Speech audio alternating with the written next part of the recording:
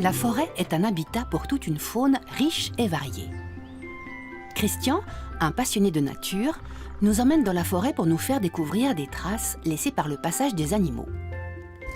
Dans nos forêts spécifiques du Jura, on peut pratiquement tout voir. Quand je vais me balader en forêt, eh bien, tout m'intéresse, tout me plaît, les odeurs, le sens même. Il y a aussi un côté spirituel, hein. J'aime le silence de la forêt, les chants des oiseaux.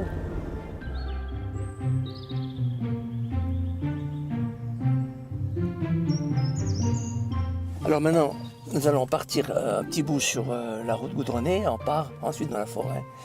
Et c'est là qu'on va commencer à tracer.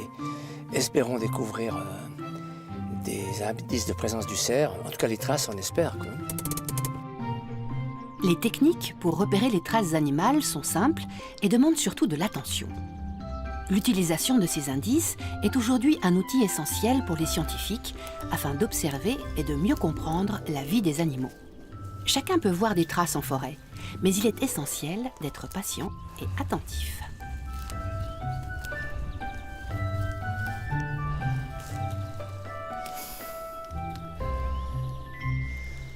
Alors là, c'est une couche de chevreuil, ça. Des individus sont venus coucher là, et d'ailleurs c'est intéressant parce que là, on voit bien les gratter. Donc là, c'est vraiment récent. Alors vous avez un individu, 2 individus, 3 individus, 4 individus, 5 individus, 6 individus. Donc là, vous avez le dortoir. Les grattés, vous les voyez bien. Il y a les pointes ici, les pointes ici. En fait, il y a une vraie grattée pour faire une couche. Ah, ça c'est bien. On les a. Les traces. Ça, c'est le chevreuil.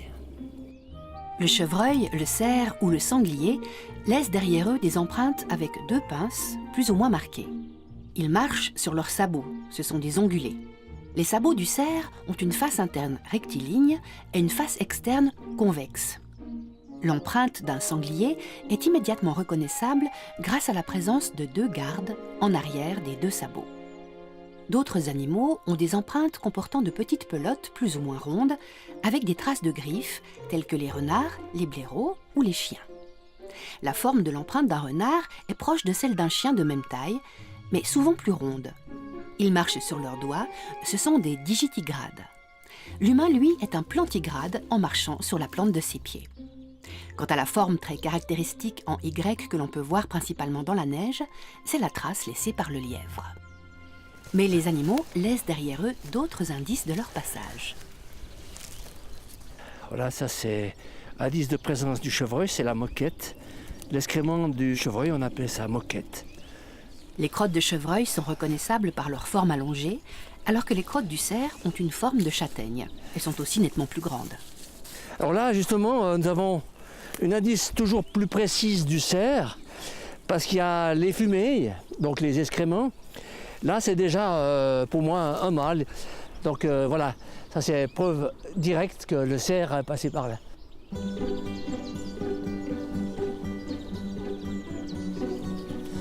Alors, si on veut faire une observation intéressante, c'est il est fort probable, je dirais même qu'il y a des certitudes possibles, puisqu'il y a des indices de présence du cerf, que c'est ce groupe qui descend, qui se repose là, peut-être. L'herbe est un peu plus riche et qui remonte. Et c'est ce que nous avons vu tout à l'heure. Quand les bois des cerfs et des chevreuils mâles ont fini leur croissance annuelle, ils les frottent contre le tronc des jeunes arbres pour en détacher la peau sèche, appelée velours. Ils abîment alors l'écorce de l'arbre. Ce sont des frottis.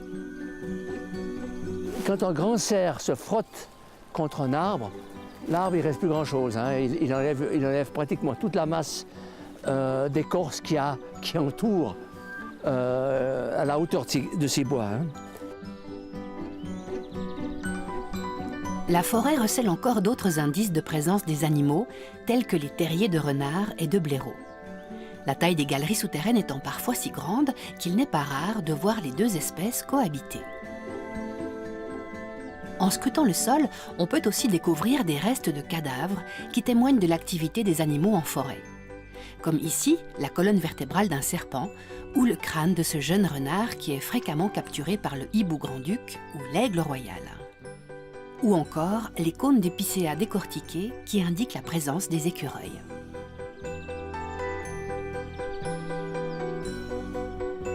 Les traces et indices sont bien la preuve que toute une vie existe dans la forêt.